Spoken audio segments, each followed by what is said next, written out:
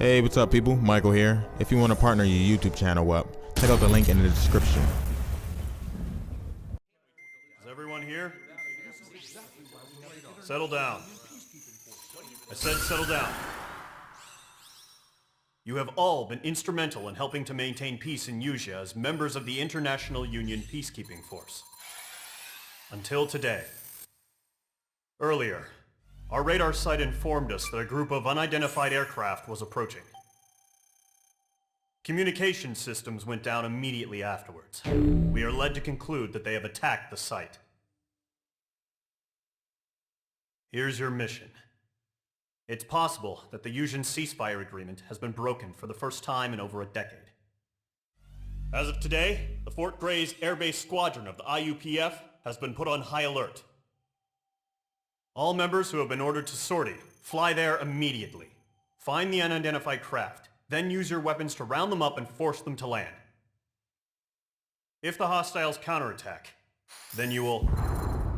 What the hell was that? There's smoke! We're under attack. Numerous unidentified aircraft confirmed overhead. What? How is that possible? The tank farm to the north has been bombed! Many injured! Scramble! All units, take off and eliminate the unidentified craft attacking the base! This is not a drill! Radar site's still silent. Scramble. Get those birds in the sky. We're sitting ducks. What's happening? Bombers incoming. Don't know how many. Let's clear that runway. We don't got all day here. Mage Squadron, head to runway. Column Squadron, take off. Link to Skykeeper. Hurry, Mage Squadron.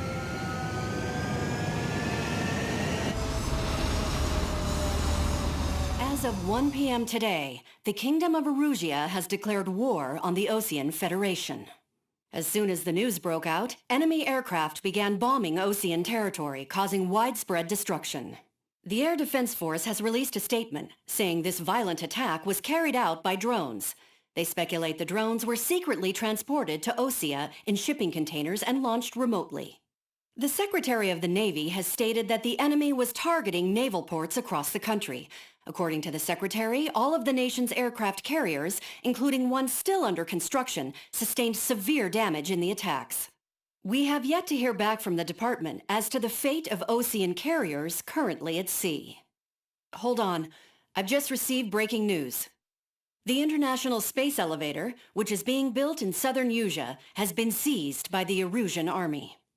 Reports say former President Harling was touring the site at the time, but his current whereabouts are unknown.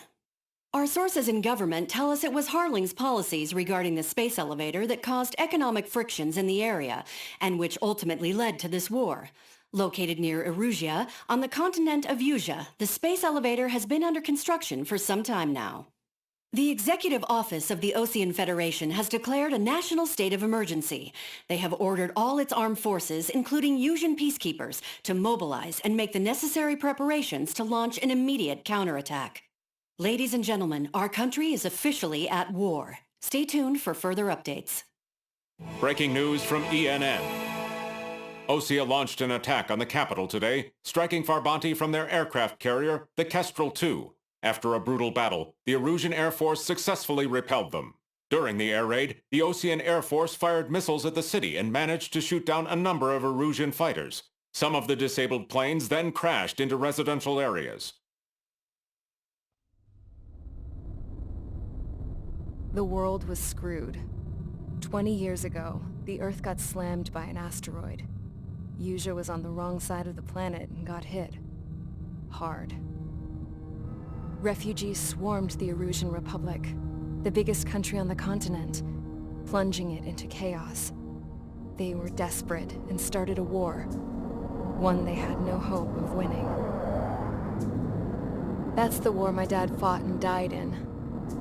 The biggest nations from 2 continents went head-to-head, and the so-called righteous Oseans struck the deal that ended it.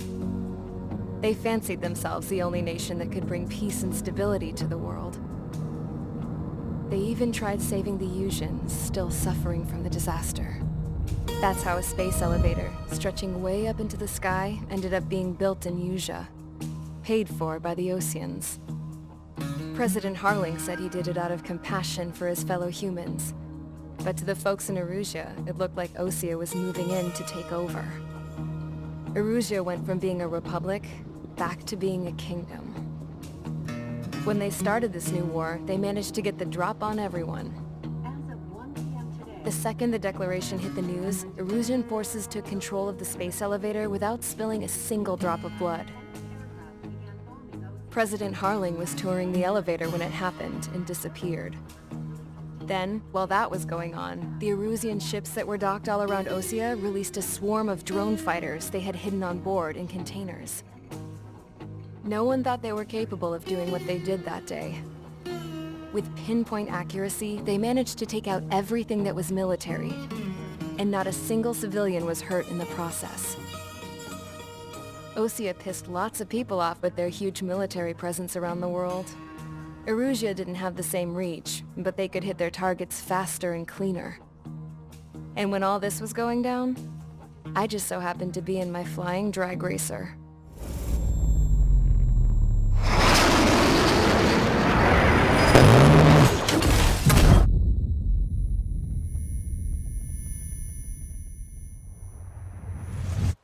In case you were wondering, yeah, I survived. I crashed in a bombed-out Osean Air Force base, then got arrested for breaking wartime aviation laws or some crap.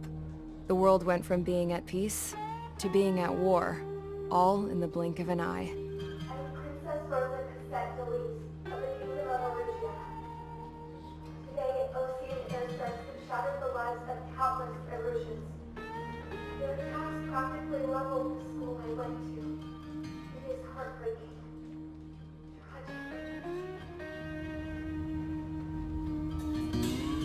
I was tried, found guilty, and stuffed into a cargo ship. For company, I had some court-martialed soldiers. And remember those mothballed planes I told you about before? They were loaded on the ship too. We headed off down south for several days, and then swung east. That's how I got here. I was thousands of kilometers from Erusia, on the opposite side of the Usian continent. For a port, it was dull as hell. It had 3 rusty patrol boats, and the base?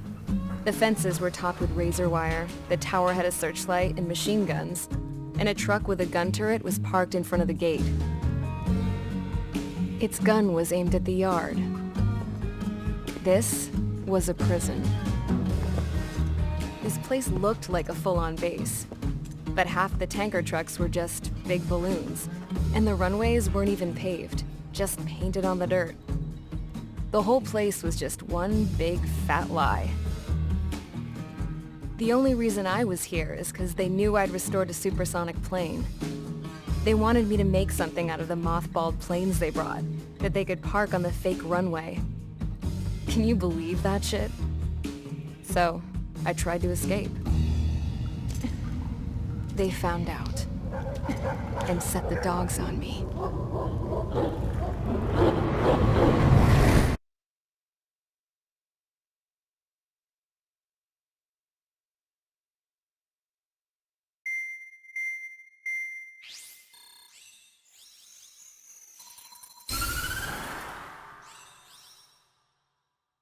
Erusia has made a declaration to the Osean Federation and all countries on the Usian continent stationing the IUN peacekeeping force that we are now at war.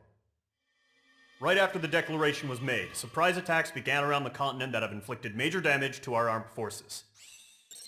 Forces aligned with Erusia are currently appearing throughout Usia.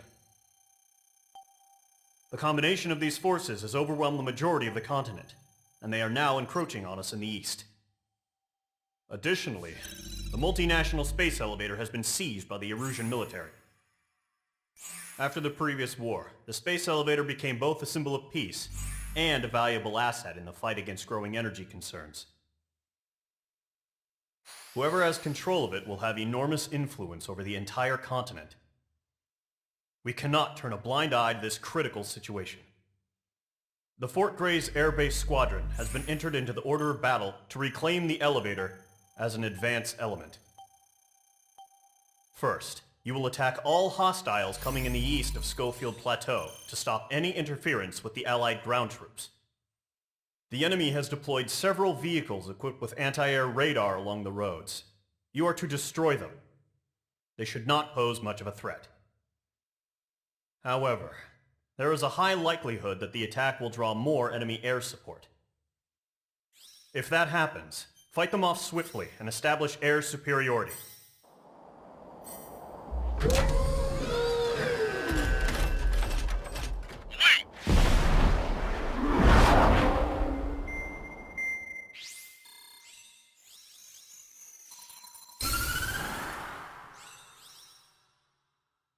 The surprise attacks carried out after the declaration of war saw the peacekeeping forces of various countries, including Osea, suffer major damage.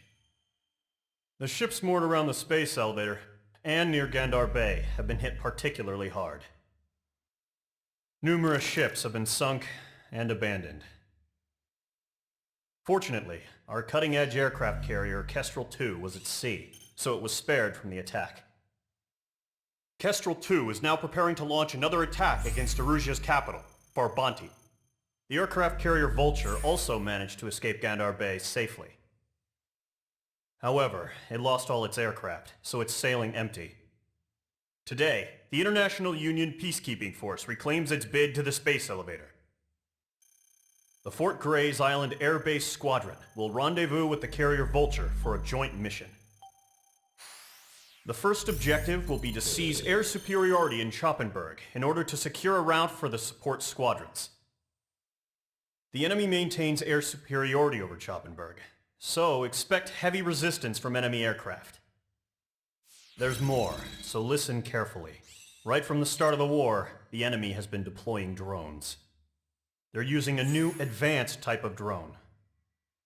The unmanned airborne aircraft carrier, the Arsenal Bird, carries this new drone, MQ-101. The Osean Army headed up the development of the massive Arsenal Birds and dispatched them to the space elevator to provide support. However, it's been reported that the carriers may have fallen into the hands of the Erusian forces. If that's true, it could be a significant obstacle for us. We need to regain control of the space elevator ASAP. Good luck out there.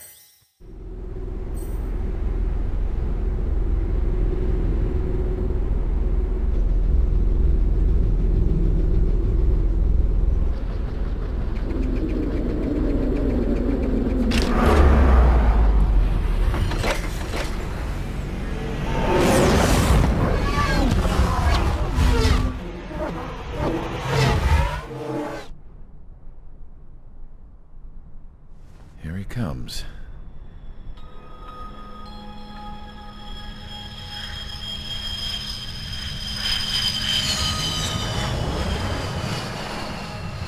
Mihai's looking worse. Thank God he has his granddaughters here to help him out. They're sisters, 15 and 10. Engaging the enemy in combat so we could use his physiological data to improve the drones had always taken a toll on Mihai's body. But today, he was really showing his age. The drones we based on his data were being taken down at a faster rate now compared to when the war began. When Mihai found that out, he insisted on flying to the front lines to see it for himself. Sometimes he could be so stubborn. His age wasn't the only thing affecting his health. Over the years, flying at high altitudes for prolonged stretches of time had ravaged and poisoned his body. But he was a man of grit. Today, after 28 years, he saw combat again. If his flight suit still wasn't good enough to protect him, I can't imagine how many G's he hit today during the battle. As a pilot, he exceeds all our expectations. It's going to take a bit more tweaking before our drones can match his skill.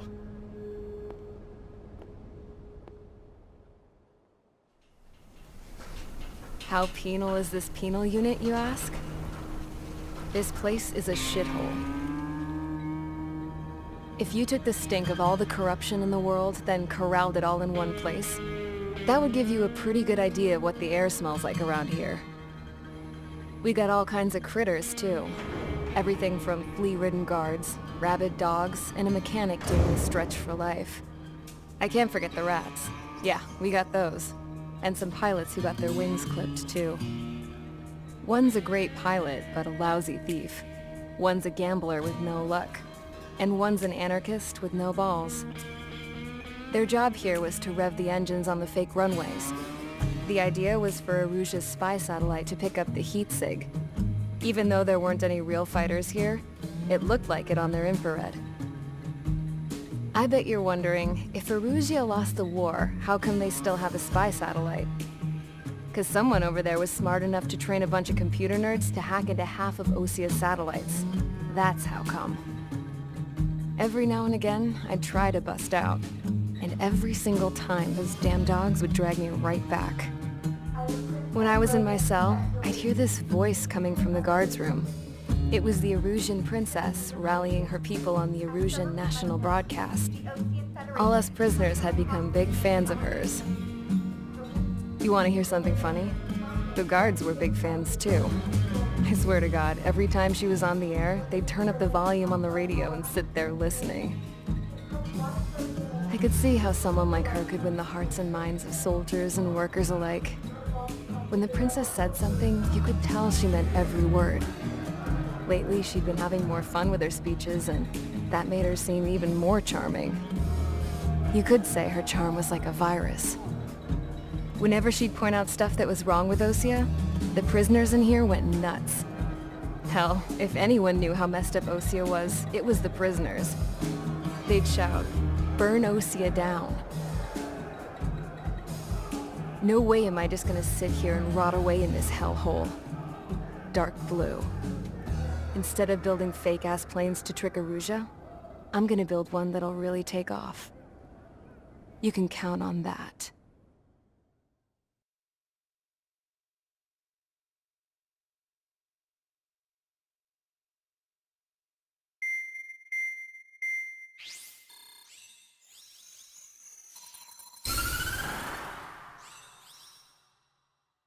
As proved by the failure of our previous strategy, the Arsenal birds have bolstered the enemy's anti-air network. This will be difficult to overcome. However, we still need to get swiftly to the space elevator no matter what it takes. Someone there is counting on us. The hero of the Circum-Pacific War and the man who spearheaded the construction of the space elevator. Osia's former president, Mr. Harling. Mr. Harling was inspecting the elevator when the war broke out.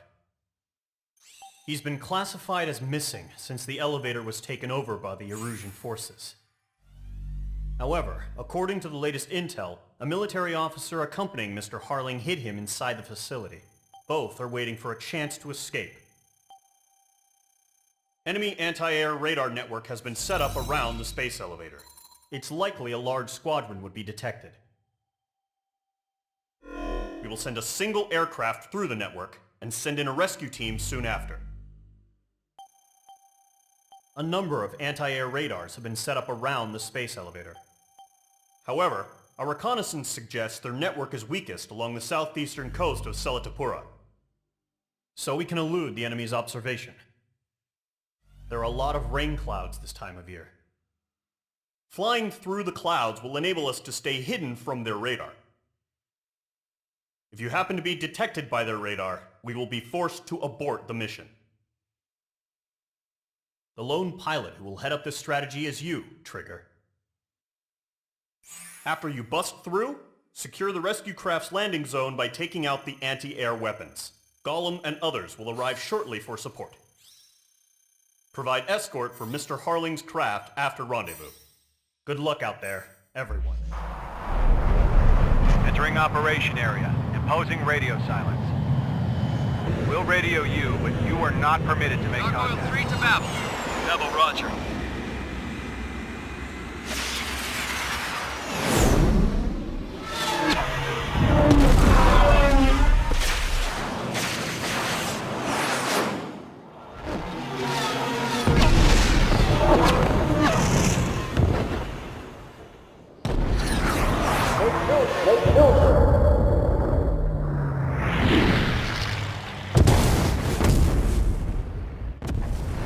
Oh my god, Mother Goose 1 has been shot down. Where'd the missile come from? Mage 2 fired that. It was Ocean. A friendly missile hit him. Verifying the situation. Stop speculating. Friendly fire. I saw it. Mother Goose 1 exploded in air. no one could have survived. Looks like it tried to protect the elevator. Erusian bastards, they just killed a hero.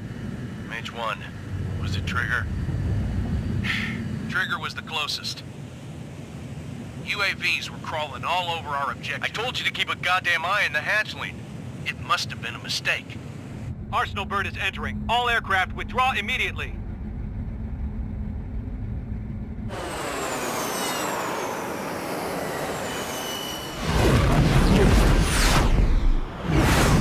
Trigger, you can't fly for a while. You understand why.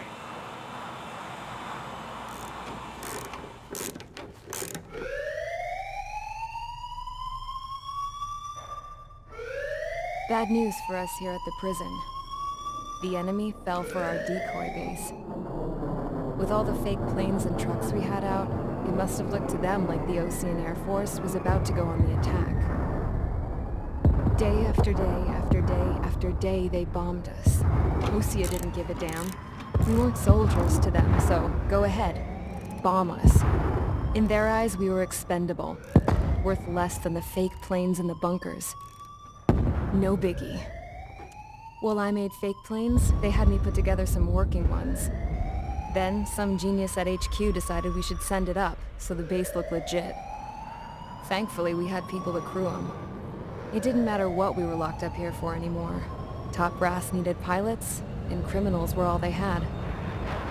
A crook, a gambler, an anarchist. Just your typical lowlifes. They threw each one of them in a cockpit and sent them up to intercept the enemy's planes. But in the end, it was all just for show. So, up they went, day after day after day. Today they tossed someone new into the mix. Wonder what he did to get sent here. My dad died flying for the Osean Air Force. When your allies are surrounded, one of the most dangerous missions is giving them cover to retreat. Whoever signed up for that was a real hero. But even more dangerous than that was being the one who had to cover the rear guard's retreat. That was my dad's job, and one time, he called it off. Said it was too late for him. Said anyone else would have done the same. I found that out from a war buddy of his when he came to tell me how my dad died. The next time a retreat happened, my dad volunteered to be in the rear guard. Dumbass. He died all right. No one came to help. The news nearly broke me. Of all the ways to get killed, that's gotta be the most pathetic one ever. Am I right? There's a rumor going around about another inmate. A guy they brought here a little while ago. Get this, Talk in the cell block says he was sent here because he killed Harling, the president of Osea during the last war, remember? He's the one that sent my dad on that suicide mission. He's the reason I had to go live with my grandpa, and why me and Gramps started building a supersonic jet. He's the reason I ended up here. Maybe I should give that guy a thank you note for killing him. Nah. God, I hate the smell of this place. It's all fake and lies and bullshit. It reeks.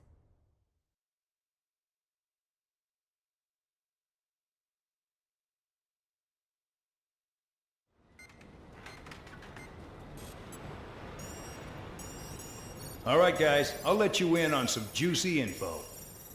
The new guy was found guilty by the International Union Peacekeeping Forces court-martial. He is the murderer of Harling in the flesh. His tack name's Trigger. Now, as of today, he may be attached to the Osean Air Force Base 444th Squadron. But that is just some symbolic bullshit. It doesn't really matter if he's Harling's murderer or not. Every last one of you has been incarcerated for one reason or another. You cons have an obligation to atone for your crimes. A few of you in the penal unit know how to fly, and HQ needs to plug the deficit in our Air Force. So they proposed sending you guys on a reconnaissance mission to the Waiapolo Mountains. But that idea was flat out rejected. Nope. You'll be atoning for your crimes right here at this base. This base is a decoy designed to draw enemy fire. And as members of this base, you'll be taking hits from the enemy. This will allow our forces to safely prepare a counterattack. Incoming! Switch off that alarm. It's just the usual. I thought Zapland was supposed to be an isolated area. Okay, I'm gonna need a few aircraft to scramble. Again? Wonder how many we'll lose today. Better than solitary. How many can actually... Enemy aircraft detected over the dummy runway. We just need to make it look like we can put up a fight. Some of those piles of junk can at least take off. Let's get the guiltiest cons in the sky first. We'll start with Harling's murderer. We don't expect you to down any bombers. But what we do want is to make them think that we've got an active base here. Taxi to the runway now. Check your altimeter and wait in front of the runway. Control, would you kindly send me up first? Spare 8, Champ, this is the control tower. You're not cleared for takeoff. Obey orders. Go to hell. All aircraft preparing for takeoff. Watch out for Spare 8. He's forcing a takeoff. I'll take up command. Any objections? That'll get decided in the skies. Touche. Trigger your call sign is Spare 15. Consider it your prisoner number for the air. Commencing deception and interception. Mihai's granddaughters liked to keep to themselves mostly. They were well behaved and possessed a sort of quiet elegance. From time to time, I'd catch myself looking at them, wondering what they were talking about. I'm sure everyone on the base did the same. They were such enthralling creatures. Every night, a crowd would gather around Mihai. They were the men tasked with guarding him in the air. Their jackets all bore the same patch, a relic from a nation that was long gone. Decades ago, during the Age of Expansion, the Kingdom of Erusia absorbed many countries. Theirs was one of them. Mihai asked them, "Yet what is a nation? Can we actually see the physical lines that divide one from another?" People of my generation can no longer speak the language of our homeland. My grandparents always look sad when they see I have no idea what they're saying to me. Mihai didn't say a word after that. His scarred face betrayed no emotion. He didn't get those scars from flying, though. Mihai was originally from Shalaji.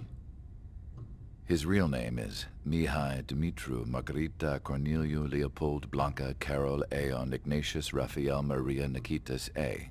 Shalaji. When he was young, he was the heir to the Grand Duchy of Shalaji. Then, revolution broke out among his people. Mihai was betrayed by a close friend who pointed a gun at his face and pulled the trigger.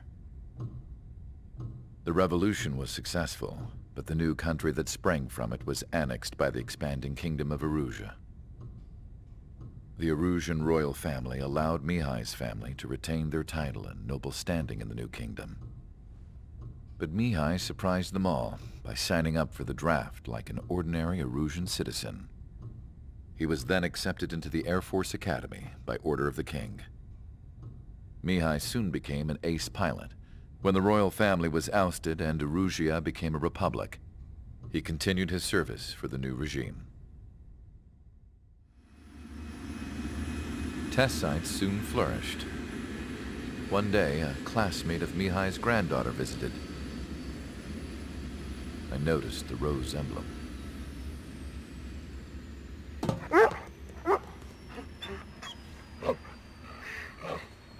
She laughed like a princess, and I found out later she was indeed the daughter of Erusia's new ruler.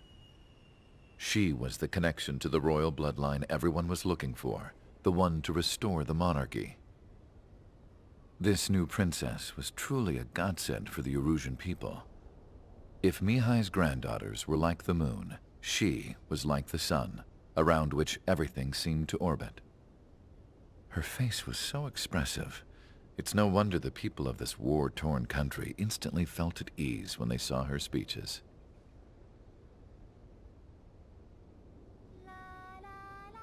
they started singing. The pilots of the support plane smiled, even though they wished their nation were independent from hers. Angelic. I wonder how Mihai felt about all of this. It was my job to research his neurological data, after all. I wish I could figure him out. Whatever his feelings were about losing his homeland, he kept hidden, even from me.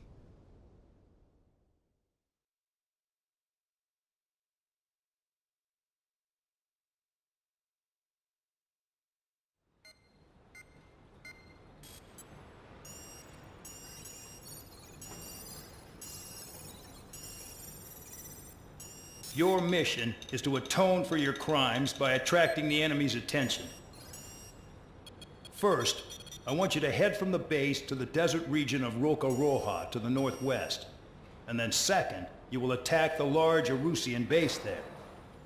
We've been unable to verify that base's ability to deal with fighters. You will attack and provoke the enemy into revealing their AA strategy. Get them to fire at you as much as you can. That way, we can confirm where they're firing from. Then it's a case of sending in a regular force to clean them out. For this mission, we prepared a frontline base that can be used for ammo replenishment and aircraft repairs. However, this is not for you guys. Only the regular force has permission to use it. Even if you run out of ammo, don't forget that you're just decoys. You stay out there as targets for the enemy. I've received a medal for my ingenuity in finding a use for you cons. But just remember, if you disobey orders, there's a special place in solitary confinement for you. Your so-called right to complain was forfeited the moment you chose to break the law. Okay then, go make yourselves useful. An Osean Air Force squadron is currently entering Erusian territory for reconnaissance. Due to certain factors, their return route has been changed. The new return route will be through Yinshi Valley, a scenic and rocky karst area. The enemy's radar facilities and anti-aircraft weapons hidden on the mountainside pose a serious threat. Your mission is to destroy them and get our guys out in one piece, even if it puts your own lives in danger. And it is important to remember, they will send up interceptors if you're detected. So you will need to choose something useful in a dogfight. The weather won't be on your side, but you're doing this whether you like it or not. Worry about the squadron's return route, not your own. Your mission is to get them back safely, which I think is the perfect punishment for your crimes. Still not firing! I ain't afraid of it! Spare eight, no dogfighting. Negative. I'm not letting this slide. Woohoo!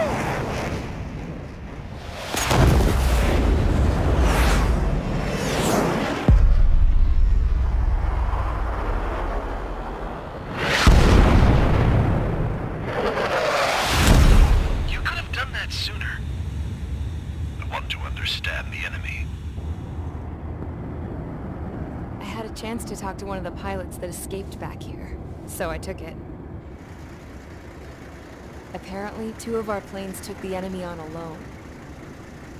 They covered the Allies so they could retreat. The hell kind of idiot does a thing like that? The last pilot to land back at the base was that scrawny anarchist dude. He always had this dumb grin on his face, like he didn't give a damn about whatever he did to get thrown in here with the rest of us. Was he the one who went gung-ho? I bought him a drink later. After the usual small talk, I turned the topic around to the mission. For an anarchist, he struck me as a bit weird. Nothing like what I expected.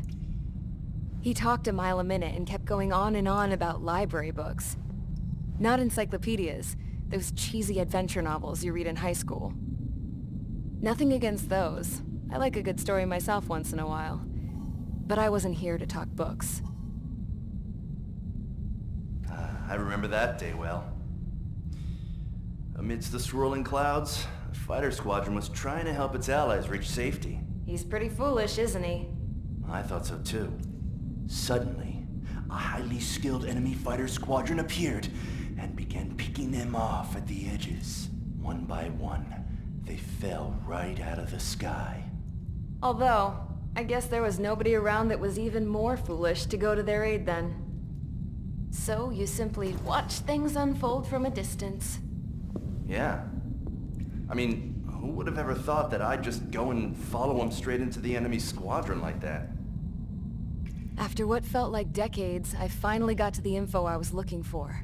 He wasn't the guy. He said he was just following his wingman's lead and managed not to die somehow. The hero on this mission was the new guy.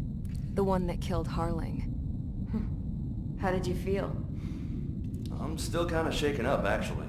But you know, I do feel a certain sense of pride, too. He really is foolish, isn't he? Yep, he sure is.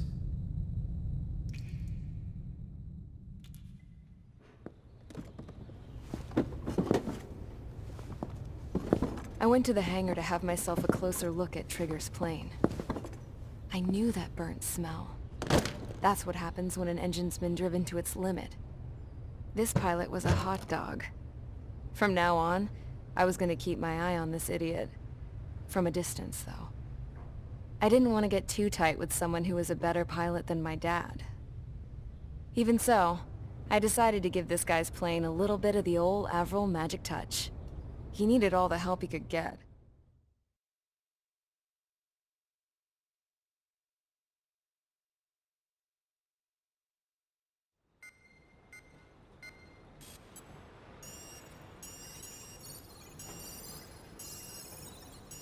Attention! If you disobeyed orders in the previous mission, line up over there. You won't disobey a second time. Do not test my patience.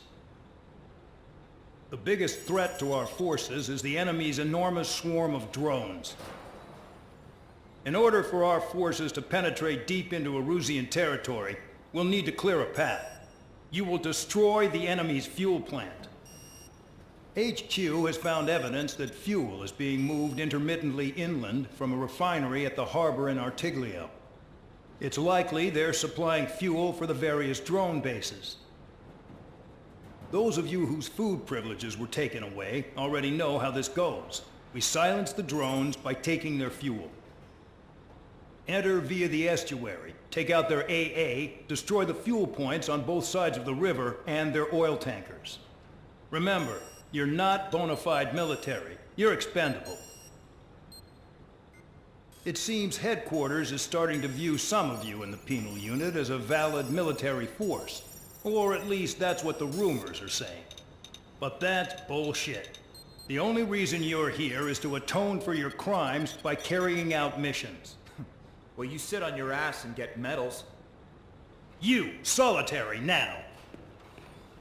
Okay, on to the briefing. In this mission, you're going into Erusian territory. We know the Erusian Forces communications facility to the north in the Waiapolo Mountains is linked to the swarm of drones. Your mission is critical. You will destroy the facility and then weaken those drones. As it's important, the enemy won't go down without a fight. The area is watched over by spy satellites. If discovered, expect AA missiles. Unless you have a death wish, you must use the clouds for cover around the sides and base of the mountains. Use the clouds to hide from their satellites, and you just might have a chance to shake off their missiles. If you do find a missile on your tail, head to the clouds and pray. Let the missile kill you or crash into the rocks. That much freedom I will give.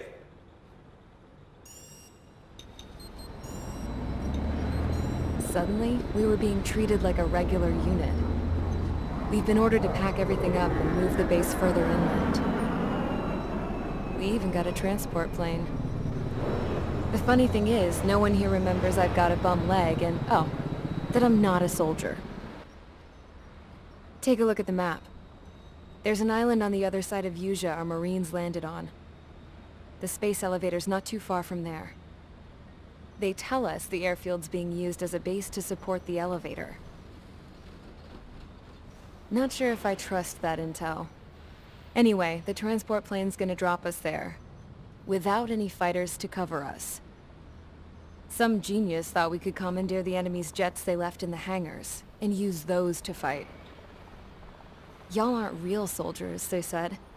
Any other day we'd be using you lowlifes to go out and dig up landmines. And prisoners don't get guns. You'll just have to make do with whatever we give you and like it.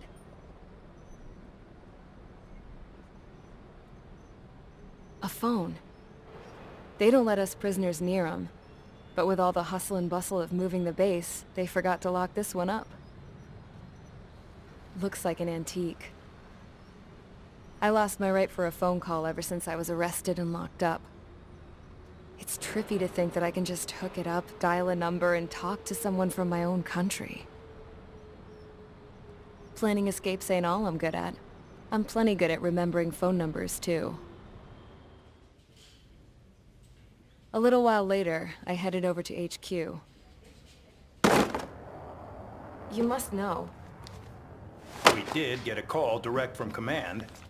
That pipe, what exactly are you doing with it? My grandfather had a lot of friends in the Air Force from his time as a lieutenant. My point? Well, you're going to set out in your own special aircraft. Then you'll send everybody else off in the wrong direction while you head somewhere else. All right, fine. But just you and you alone. You're the only one allowed on board.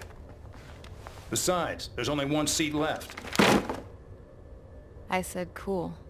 That's exactly what I wanted to hear.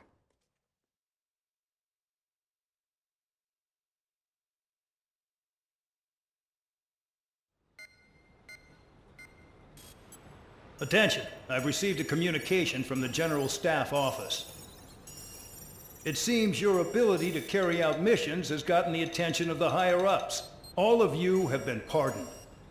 The Ocean Air Force Base 444 Squadron is now officially legit. In celebration, you are to join the operation to take back the base on Tyler Island in southwestern Usea. The battle is underway, and the airport to the south has been reclaimed. However, fighting with the remaining forces in the north is still active. You will all be stationed at the airport. The battle is not letting up. We expect extensive losses to all involved. Still, the fact that we've gained new ground is a blessing. My time as CO of the penal base is over. All command personnel, including myself, are being moved to a base in far eastern Usea. However, we will be stopping to refuel in Bulgurdarest. It's in Erusian territory, with close ties to Osea. Even if we detour, we will still have to fly through Erusian airspace in the end. And that is where we will need you ex-cons to come in. I've selected a number of you with mission experience to provide support. That's all. Dismissed. Hey, Trigger, wait right there. Though I'm not entirely happy with the arrangement, you are going to provide support. The drones might attack again. If they do, protect my aircraft with your life. If the General Staff Office hadn't stepped in and requested you, your ass would have been sent to Tyler Island. You were covered in Harling's blood, yet you still are messing around behind the scenes. You breathe in a way I don't like, and I'll shoot you out of the damn sky.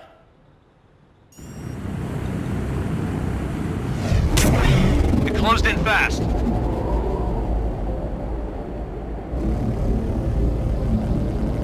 Unknown considered hostile. Respond to the situation. Protect Rover 1.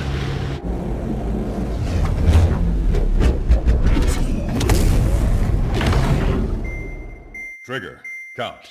We've received official confirmation about what we're supposed to do with you. The company commander has made it clear he'd like you both to officially join our squadron. This is an unprecedented move. Seems like you've got some people looking out for you. Still, I think it's because of how you've conducted yourselves. I believe you'll be an asset to us. Okay, it's time for your briefing. For a long time, our counteroffensive has been overpowered by the Erusian drone's auto-intercept system. If a craft enters their airspace and doesn't respond to their IFF, drones automatically take off. and move to intercept their target. However, we've discovered that the intercept system has a blind spot. We have acquired this valuable information by sending our other squadrons on dangerous missions to scout in the whole area and initiate combat. Of all the pilots assigned to us, only 2 managed to survive the mission. If we don't act now, before the enemy can fill in the blind spot, those pilots will have sacrificed themselves for nothing. So, we've been ordered to carry out a long-range strategic strike. Operating separately from the main forces as the Long-Range Strategic Strike Group, we've been developing a strategy in secret. Cyclops Squadron and Strider Squadron will sortie deep into the Erusian territory and will be carrying out specialized long-range attack strategies. You will carve your way through the territory from the north to the capital of Farbanti, attacking important targets along the way. The first operation will involve striking the enemy's main naval force, the Njord Fleet, which is gathered in northern Usea. We've known for some time that there's a large supply base utilized by the enemy fleet in the waters around Snyder's Top. At present, the enemy fleet is concentrated there. Naturally, they intend to attack eastern Usea, where the Osean forces are stationed. If we can surprise the enemy with a long-range attack, we could potentially do devastating damage to them. Still, it's highly likely that their advanced fleet are prepared and have started to move, so combat with the enemy fleet is probably unavoidable. We've verified the existence of a large supply base in the sea, as well as a medium-sized one in a valley by an estuary. It's a wide operation area, and there are a number of places you can expect large-scale combat, so we've set up a return line for replenishing supplies. Use it proactively. Anytime you feel the need to stock up on ammo or make repairs to your craft, it's there. While aircraft and ammo can be replaced, the lives of our pilots cannot. We don't want any casualties out there. Remember that. The counterattack has begun. Brace yourselves.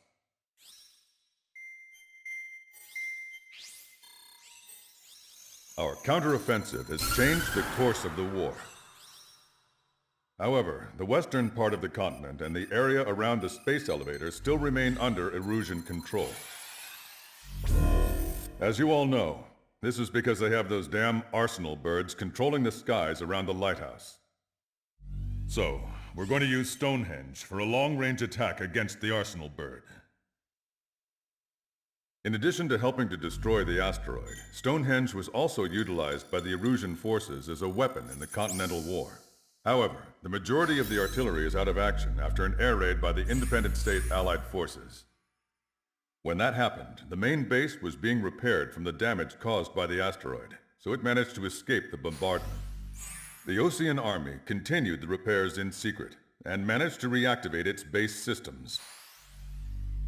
Once preparations are complete, it will be able to fire again.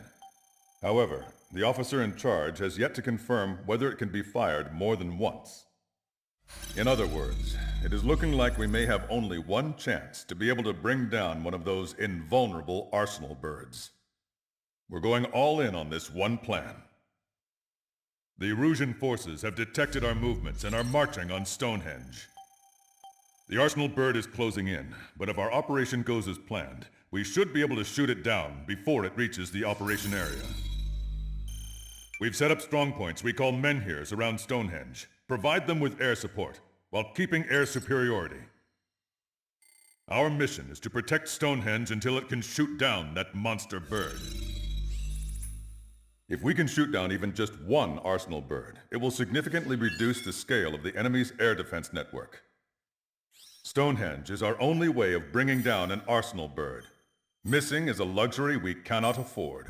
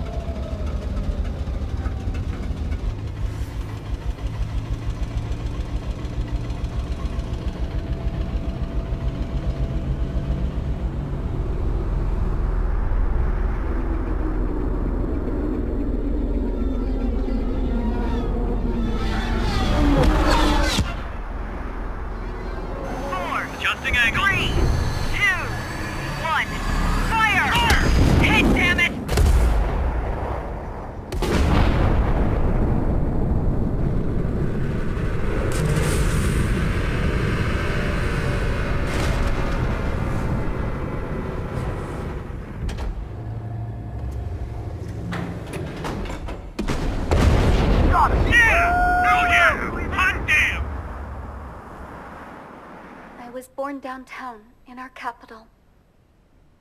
When I recall my homeland, my thoughts are filled with the sights and sounds of the city.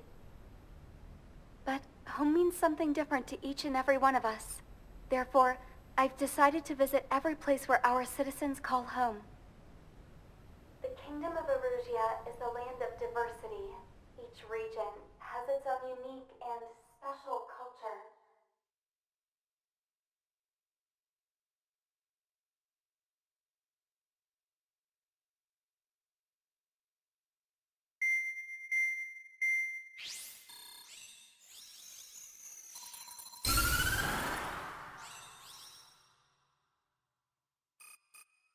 The destruction of one of their arsenal birds has significantly reduced the scale of Erusia's air defense network. Osean forces have moved into the areas where we gained air superiority and freed over half of the Eusian continent.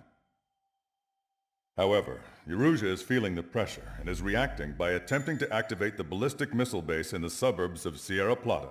For the past 72 hours, they've put their resources and people into action and have already entered the final stages of a launch.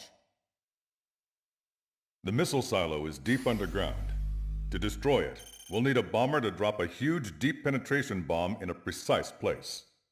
Unfortunately, that airspace is thick with clouds at the moment, so it'll be difficult for a bomber to hit the target accurately.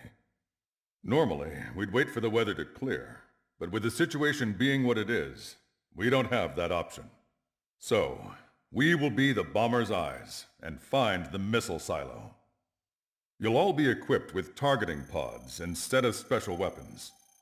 We need you to fly at low altitude, visually identify which silo they're activating, then acquire it with your targeting pod. Once you press the firing switch, the bombers will drop their payload based on the location data provided by the targeting pod. You will need to keep the silo in the center of your sight until the bomb hits its target, or else it will miss entirely. It takes a high level of airmanship to properly guide these bombs to their targets while flying a plane. Naturally, we assume the enemy has positioned anti-air artillery and aircraft in the area of operations, so stay alert. Additionally, we suffered human and material losses in the last battle, so Cyclops Squadron will sit this one out.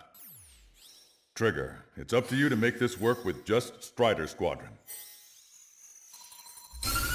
With the loss of an arsenal bird, followed by the destruction of their ballistic missile base, Erusia is running out of ways to counter. This is a great opportunity for the Osean army to bolster our power to eventually take down the Erusian capital of Farbanti. The special long-range strategy is entering its final phase. Our objective is to attack and capture the Erusian Air Force Base in Cape Rainy in northern Erusia. This important base is at the forefront of our strategy to establish control of Farbanti. Under the cover of night, our plan is that all squadrons will invade from the valley to the south and mount an air assault on the area. The enemy's observation field has eyes on the skies above the valley, so your altitude will need to be restricted. If you go over a certain altitude, the enemy could spot you, ending the mission in failure. Keep that in mind. Once you arrive, you are to take out the enemy's air defense forces as soon as possible and prepare for the support squadrons. When the air defense forces are neutralized, the helicopter squadron should arrive carrying Marines. The plan is to take control of the base. Getting through the valley is only half the job.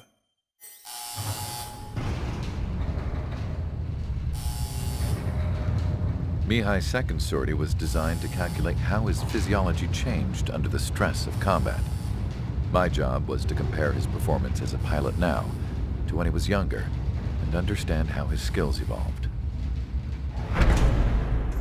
To tell you the truth, I'm not sure I wanted to know the answers anymore.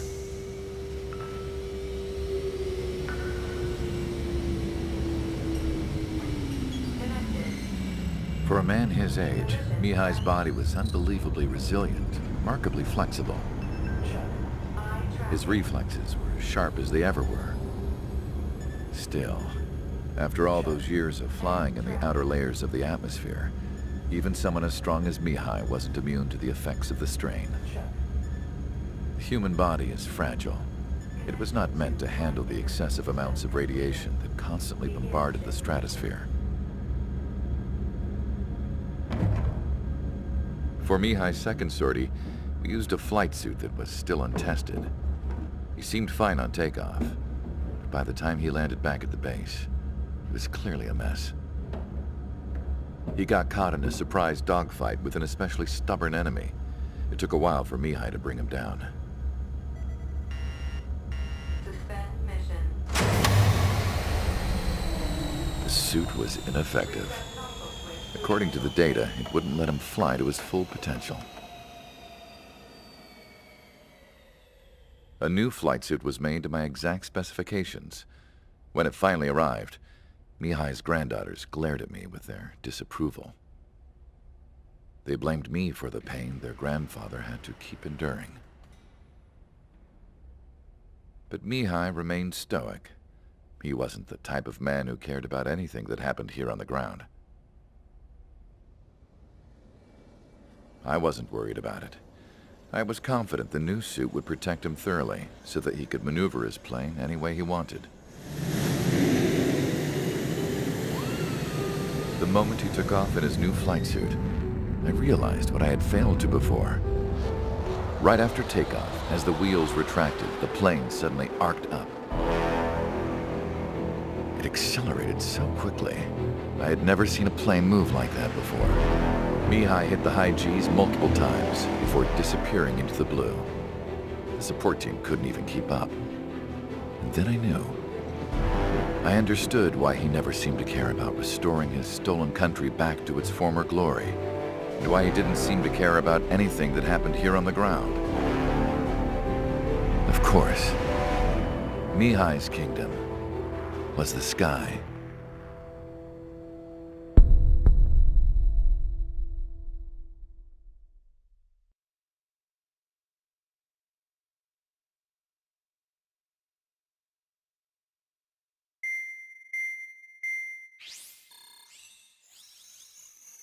The operation to capture Erusia's capital, Farbanti, is beginning. This is the culmination of our work. We need to capture the Erusian forces' general headquarters in the south of Farbanti and end this war. The plan is for ground troops to attack Farbanti from both the east and north, and a task fleet will attack from the southwest. We will secure air superiority over the capital, while providing air support for our allies on the ground and in the water as required. By all accounts, we expect this to be an intense, full-scale battle across land, sea, and air. Should you need to replenish your ammunition or make necessary repairs to your craft, a return line has been set up in the north. During this operation, we will also be tasked with having to destroy the communications satellites that Erusia hacked. If we take down the information communication system that we believe they have control over, it should plunge Erusia into chaos. Once the capital falls, the Erusian military will be isolated and thrown into chaos, making it easier for us to end the war. However, that can't happen until after the capital falls, so you guys are the stars of this battle. Erusia will fight like a tiger, but we cannot lose. We must seize the capital and end this war. As far as the chaos we find ourselves in these days, it's difficult to say which side pulled the trigger first. Erusia deployed an automatic intercept system with drones. Osea implemented long-range attacks to bypass them. So Erusia decided to sabotage Osea's communications and navigation technology. Erusia couldn't launch a satellite themselves, but they were still able to hack the software of the Osean transmission and navigation systems. Before Osea even noticed, half of their satellites were hijacked. That's when things got ugly. In an attempt to knock out each other's capabilities, both forces launched fighters loaded with anti-satellite missiles at the same time. Only military satellites were targeted. However, their destruction created a debris field in orbit, which wiped out scores of other satellites, both private and government-owned. What kept the world relatively sane up to that point had been free-flowing data and information. But now, those were gone. All that remained was chaos and confusion. Government and civilian broadcasts and transmissions were cut off. The flow of information had ceased. Forces on both sides of the conflict now found themselves unable to communicate with their superiors. Many of the smaller countries annexed by Erusia and yearning for their independence seized the opportunity and started their own uprisings. As for why some of Osia's military decided to break off from the main force and continue on their own, I have no idea. Perhaps there was some sort of dispute over the chain of command. The continent that had once seen wars that were only fought between Osia and Erusia was now full of numerous conflicts between rival leaders vying for power. Insurgencies were everywhere. I even heard a rumor that a group of Osian convicts had rebelled. Rumors. It never ceased to amaze me that even at a crazy time like this, something as trivial as a rumor could find its way here. Communications from corporate were cut off. Apparently, the entire computer network was down. It was a wise decision to make our drones autonomous with AI instead of being radio-controlled. Wise and forward-thinking. Even with their GPS offline, they can still use their sensors to navigate as long as they're working properly. I'm sure the drones are still working perfectly, following their mission orders to the letter. I wish I could upload Mihai's new data to them. But without a connection, I can't upload the software to the active drones. The new ones we're making, though, there should still be enough time to upgrade those before they're activated. I'll be taking the data I've acquired away from the front lines now. Oh, and I'll be taking the girls, too. I told my assistant Masa it was time to get Mihai's granddaughters ready to leave here. She's not much older than the girls, but she has a way about her, and I'm sure she won't have any trouble with them. I saw a plane flying off in the distance. I imagine it was looking for a safer place. The plane had a rose emblem on it.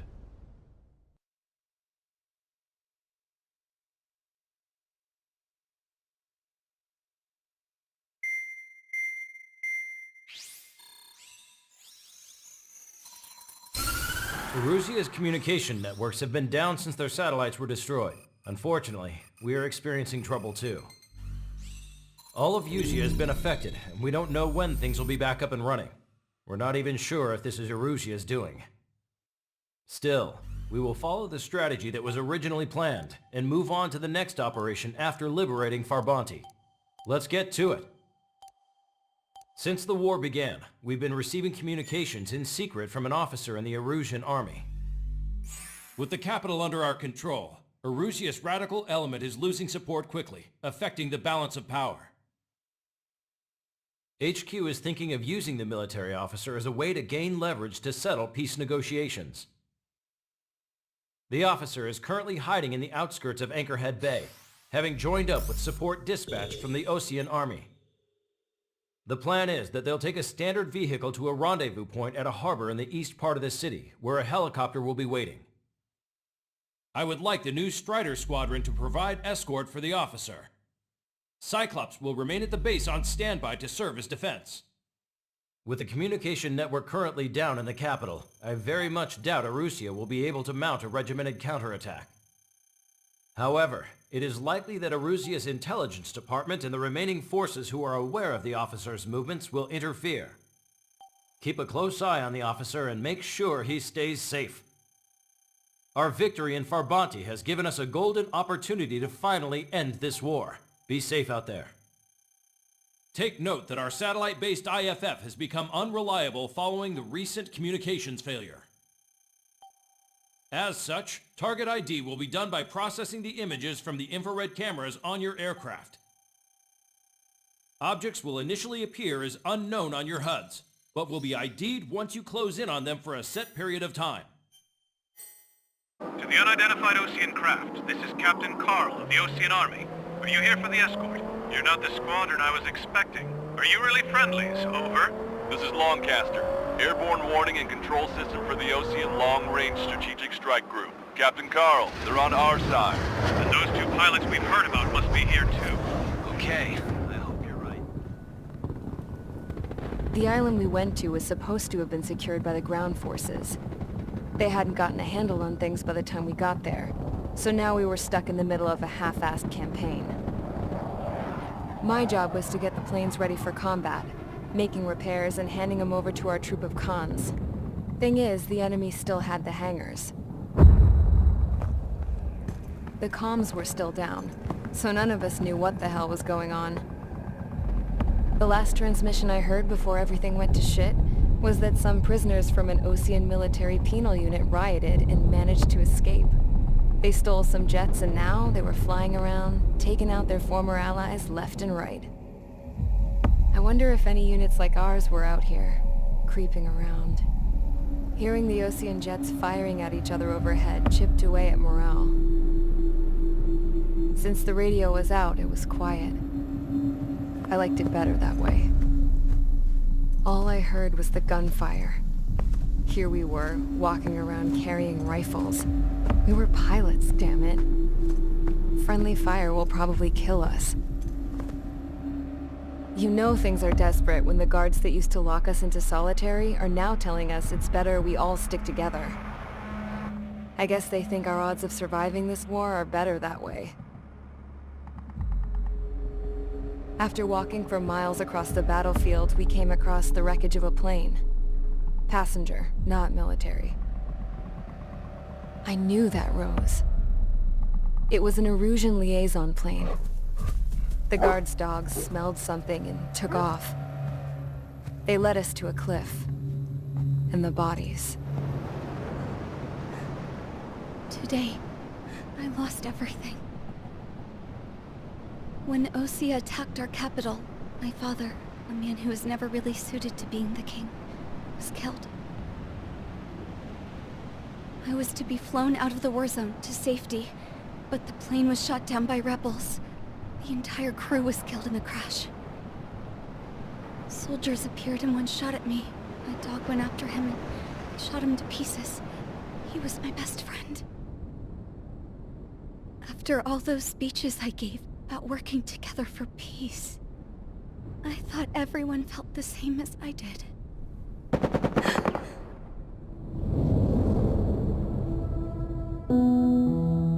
I'm sure the soldier who shot at me knew I was the Princess of Erusia.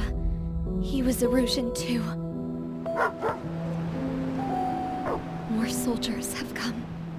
Now, there is no one left to protect me. I am so numb, I cannot move. I watch as one of their dogs approaches. It sniffs mournfully at my dead friend. I wonder if it grieves for him as much as I do.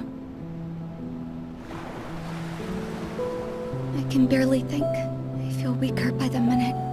I don't know who these soldiers are with, but I managed to take a sip of the water they gave me.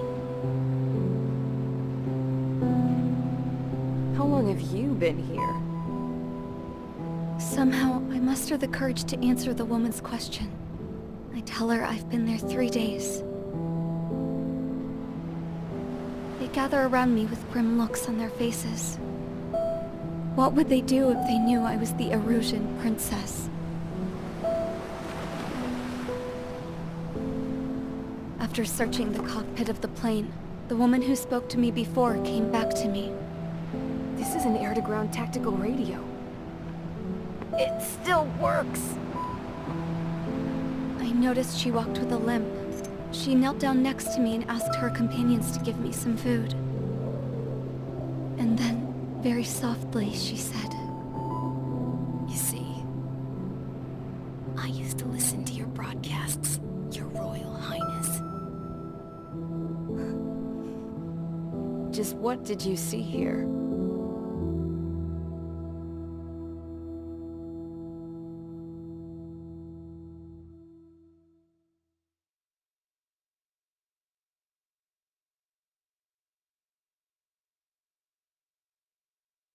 Okay, enough talk.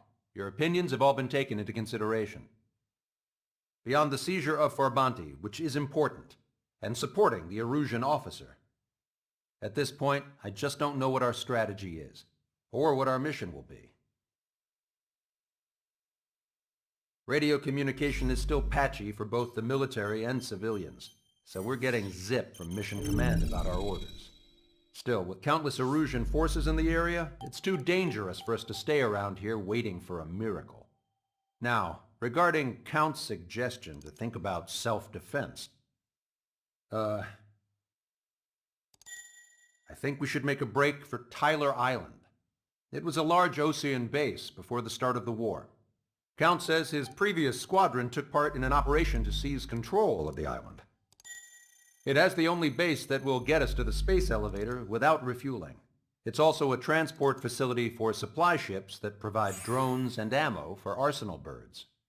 For the Osean forces that are looking to reclaim the space elevator, those are two great reasons in its favor.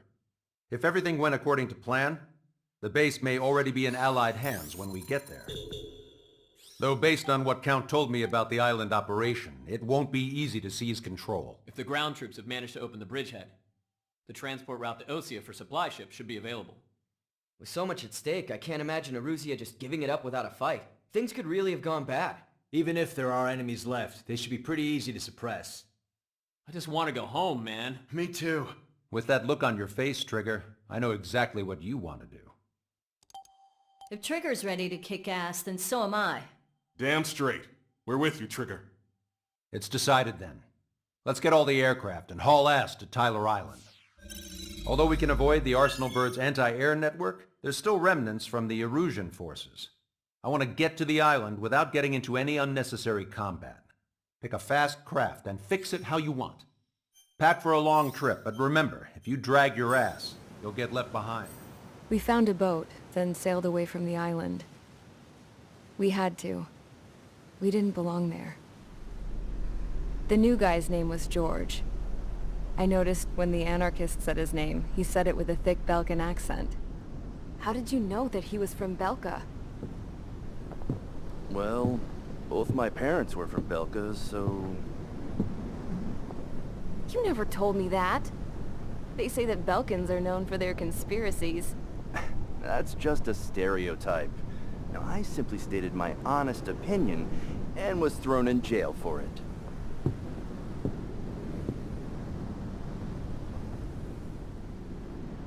The princess sat there looking miserable.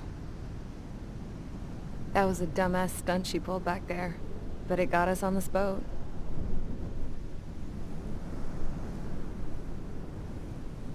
Take a look at that. This ship is heading for a single rope that's hanging down from the sky. Do you know how far the end of that rope reaches?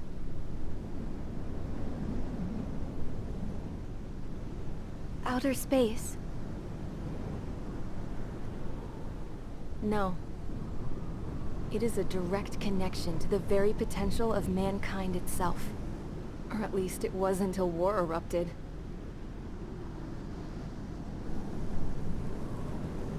It's my strong belief that the rope might be connected to a very distant, faraway source of great conflict and strife.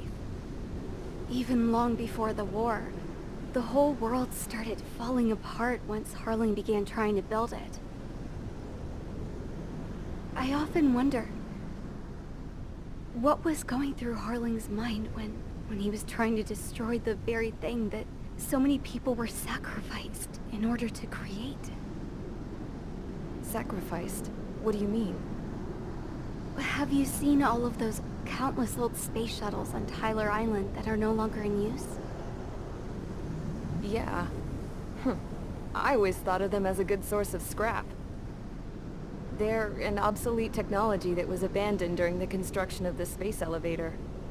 Which would mean that if the space elevator was destroyed, it would be that much harder for mankind to reach the stars. Until we find another way. But even then, Harling still went ahead and tried to destroy it. At the cost of his own life. That's not the way I heard it. What I heard was that he sacrificed himself to protect the tower from an incoming missile. Oh, I was told he tried to fly his ship into the tower in order to destroy it.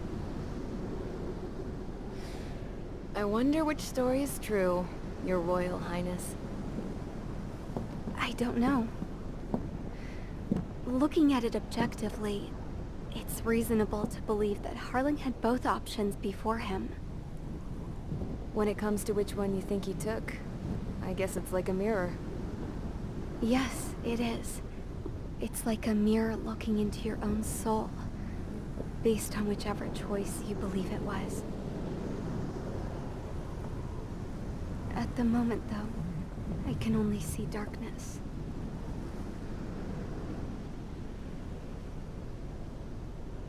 I think that thing should be destroyed.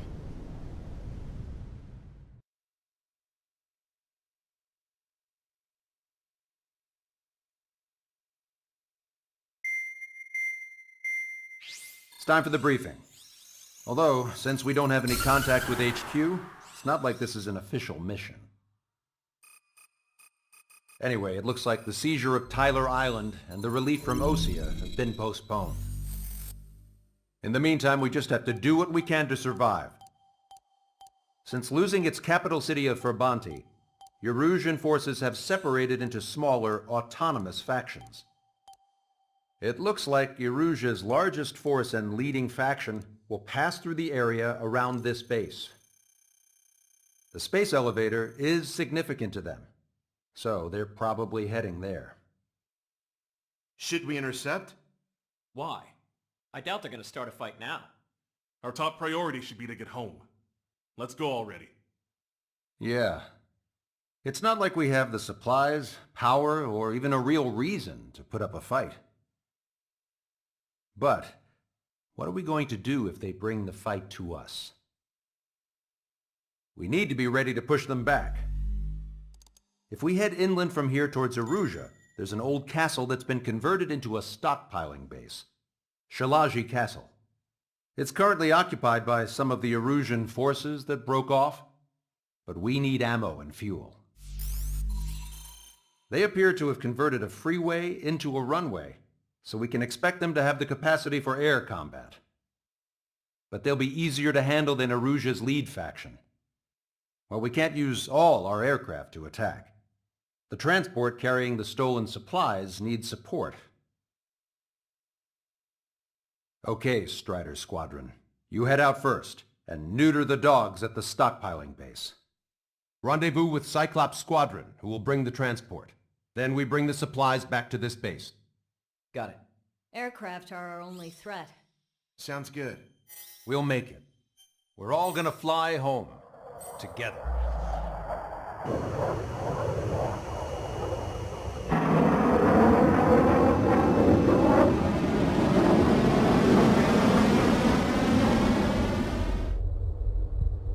When we got to the mainland, we found the space elevator's support facility. I guess this was the factory where they built the gigantic structure the elevator traveled in. There was this little girl sitting in front of a mural. When the princess saw her, she shuddered like she'd seen a ghost. The girl had a stuffed animal. This was the day after the shit went down at Tyler Island.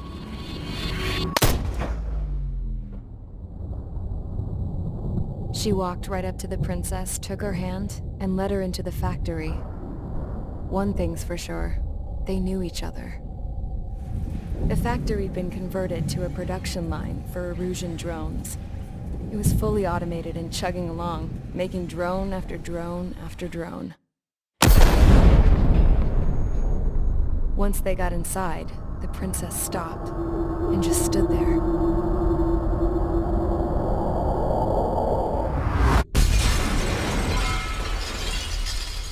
Another girl was there with a man in a lab coat. He was trying to use his keyboard, but she wouldn't let him. She took a data chip and threw it on the ground. Then she walked over to us and took the gun from the prison guard's holster. She pulled the trigger and destroyed the chip.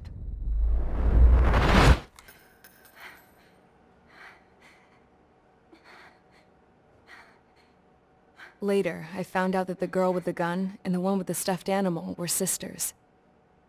They were also the granddaughters of Mihai Shalaji, the legendary pilot. Gramps used to talk about him.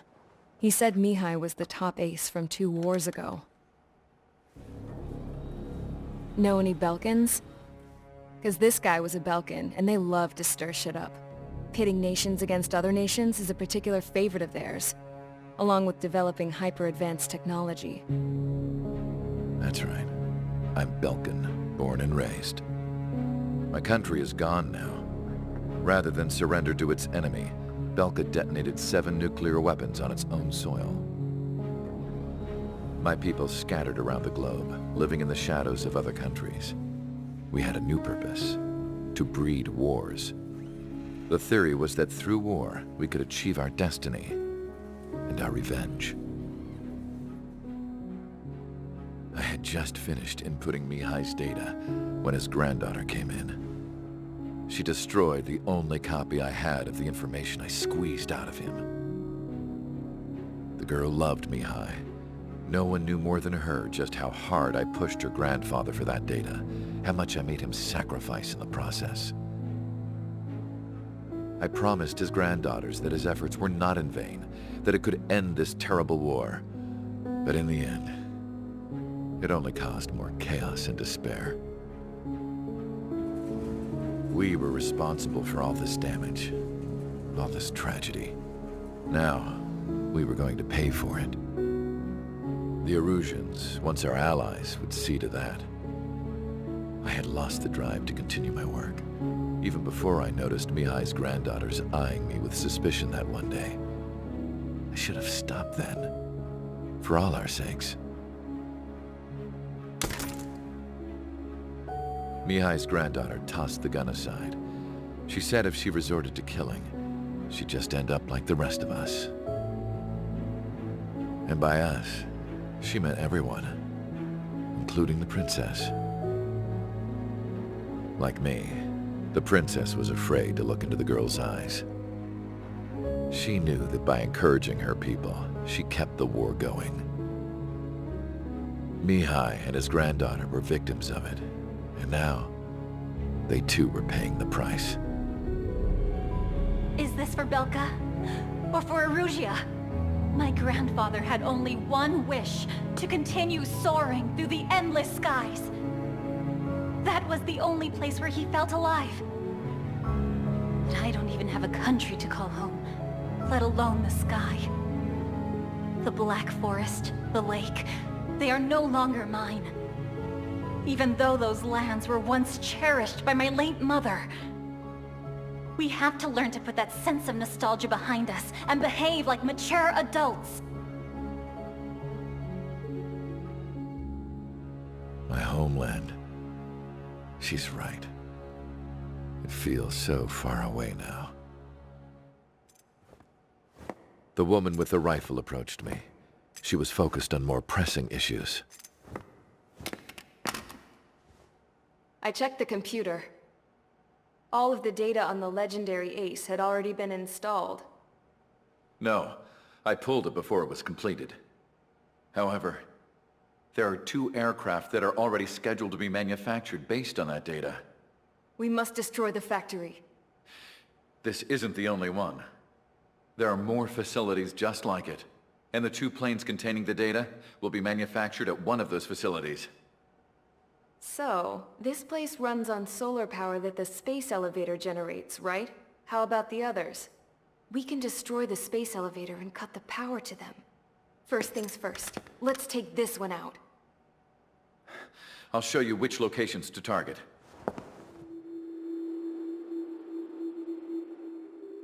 I stood there, thinking about that mural by the factory's entrance. Harling commissioned it to be painted. I realized that in the background, behind the dancing figures, the artist had painted several space elevators. I understand now.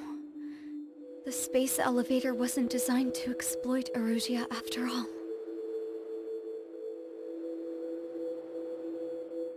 Good.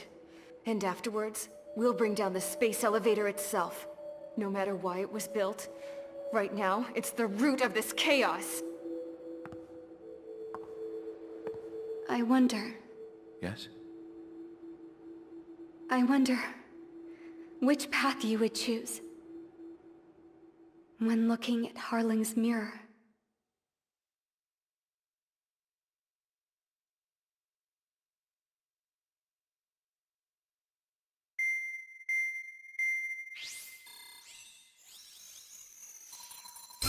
Let's get the briefing started. We've done enough air operations. Just let us go home. There's no path for us to get home. Whatever direction you fly, it'll be right into a hail of enemy fire. Earlier, we received a communication via the partially restored general network. Here is what it contained. Apparently, the Erusian radicals have gathered around the space elevator, as it's a source of energy. Give the warmongers a powerful energy source, and you give them the luxury to keep on fighting. In response to this, people from both Osea and Erusia have joined forces, and will take down the final Arsenal bird in a saturation attack from the air and the sea. Once that's achieved, they'll take the space elevator from the aggressors. Has the source been verified? It could be fake. I hear you, but take a look at what's written at the end. Hey, dumbass. If you want to bring the world back from the brink, go to the lighthouse. You can see the future there. Dumbass? Sounds familiar. Certainly does. It's from those guys we met in Tyler Island, the 444 Squadron. It's a message to all those looking to end the war, but I also think it's a message for Trigger. I guess we'll do what it's... We need help! Don't let them damage more! Show them what the Erusian, no, what fighter pilots are made of! Thanks, I owe you. No sweat. Get into formation. We have the numbers. All Erusian soldiers around the space elevator. If you surrender now, we will not attack. We should hold them off until support arrives. Our unit surrenders, and you guys better not throw away your lives either. Wait there, Princess. We'll get you down. Don't worry about me. Please just take care of the refugees. I'll parachute down. What? Warning, incoming bogey. Are those the drones we saw at that factory? I'm coming down. I'll see you on the ground. No, wait!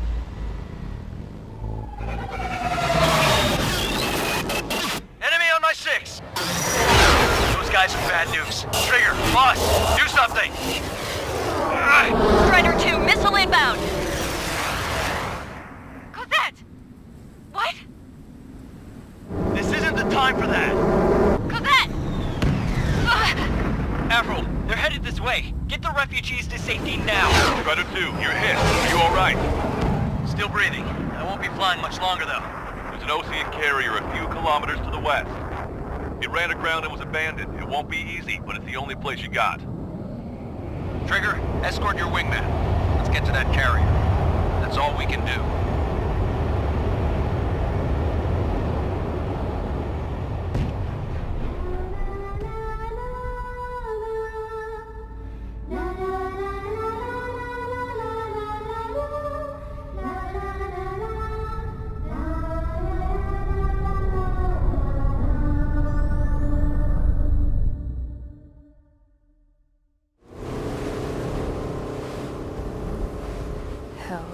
I can't just snap my fingers and make a plane.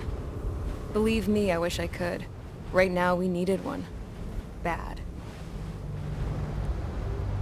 When we were coming over on the boat, I remember seeing an aircraft carrier. That gave me an idea. The Admiral Anderson. The name of an old sailor. When the first drone started attacking, the ship wasn't ready for battle yet. It was still in the dock, getting all rigged up. So they rushed to get her ready. I know about Anderson. In the previous Ocean War, he was the commander of a ship that sent out the last fleet of jets. They say the deck was sloping so bad as it sank, the last plane barely made it off. Those fighters ended the war. That story gives me a little bit of hope, especially at a time like this. We're all in the same boat, like it or not. If this war keeps going on like it is, it'll be the end of everything. The military loaded this thing to the rafters with planes. Some were fighters that were going to be delivered to bases in occupied territory. It was hit before it could complete the mission.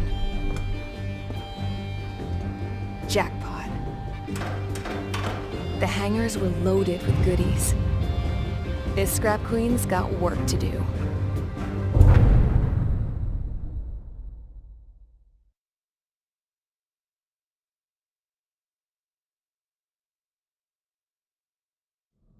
Trigger, everyone, listen up. The operation was a success. Erusian defense forces have been neutralized, and all Arsenal birds are down. However, those 2 new drones buzzing around have royally screwed up our plans. The Osean and Erusian coalition's air forces are in a sorry state thanks to them. We might not even have any viable aircraft left. According to the Scrap Queen, the drones are trying to use the space elevator's transmission capabilities to send their data to drone manufacturing plants across the continent. They're trying to strengthen their numbers.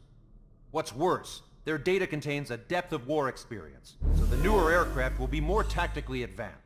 If that's the case, this war will never end.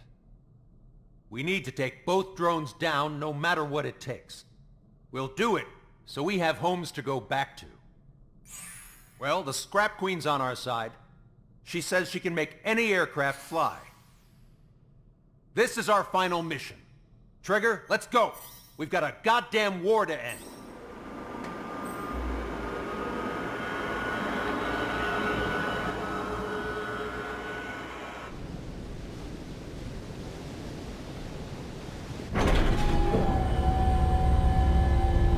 Can I use this? Hey, can you hear me? That craft is in peak condition. I even buffed up the canopy for a nice shine, so you can really see the sky. Take care, Trigger. When you get back, let me know what you saw.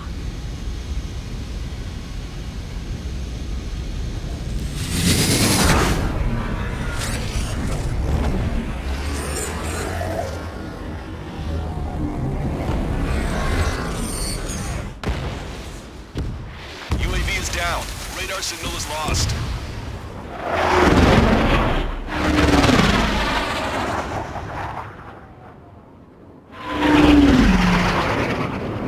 The UAV went into the undersea tunnel. That tunnel leads to the space elevator. Look, it's Trigger. Strider 1 has returned to radar. I did it! That's our Trigger! He's a damn hero! Ha-ha! No doubt. You're better than me. Where's Strider 2? Damn it. Does anyone have eyes on Count? Wish y'all could have seen that. You damn fool. What's your position? Watching Trigger climb. I guess it's my fate to watch from down below. Yeah, well, we're all in the same boat there. Yeah, well, I guess we are. We're sending help. Give us your coordinates. Directly under the space elevator. Elevation is minus 500 meters. Minus? Hey, Trigger. You dumbass. Tell me something. What color's the sky up there? We're on our way back from our 7-year mission to the asteroid belt. I can't tell you how proud I am to be the first to land at this spaceport. Wait, what was that transmission? This is Captain Kay Nagase of the spaceship Pilgrim 1. The ocean of stars in our galaxy is finally within our reach. To the pilot who generously gave this spaceship a place to dock, we are forever grateful. The universe lies ahead of us, waiting to be discovered. And now, at last, we have a gateway to ascend to it, over and over again. It's all coming together for me. Today was the day, the moment of her return. I salute the pilot who gave us all a future.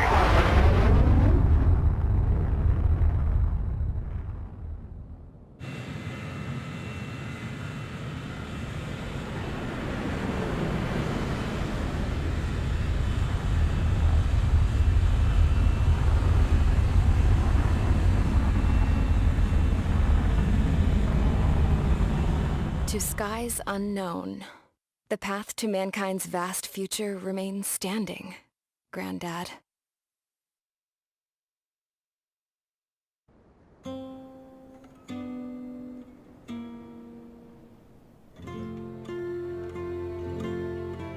The refugees built the settlement for themselves at the base of the space elevator. A humanitarian mission from Yuktovania airdropped some supplies for them again today. Thanks to the princess, the whole world was pitching in to help these people. Handing out the relief supplies would have been a perfect gig for that anarchist dude. But since he's dead now, the job went to the guy from Belka, George. I guess Tabloid got that new system he wanted in the end.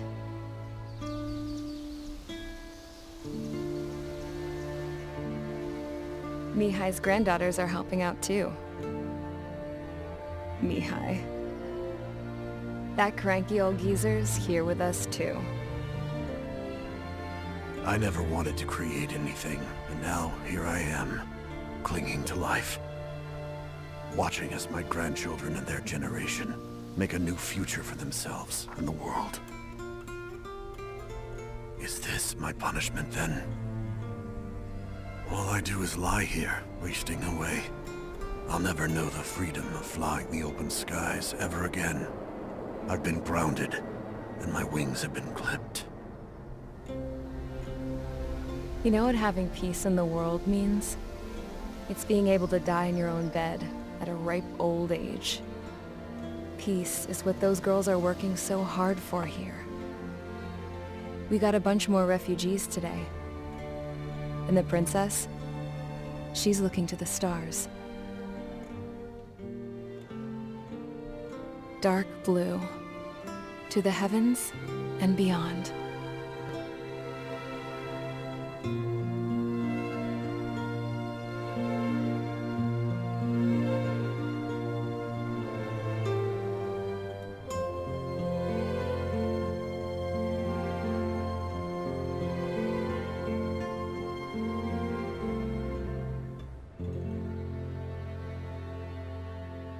Can you hear me?